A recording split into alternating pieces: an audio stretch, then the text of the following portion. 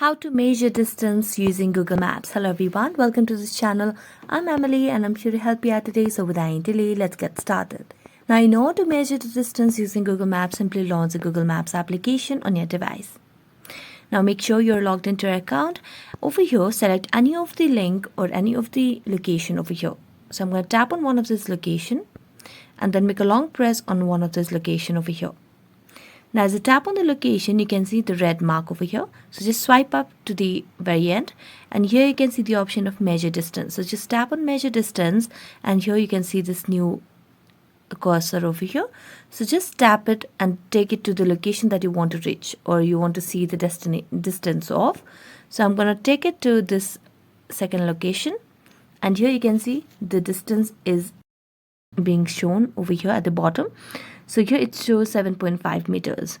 So that's how you measure the distance using Google Maps. So that's it. Thank you so much for watching this video. See you next time.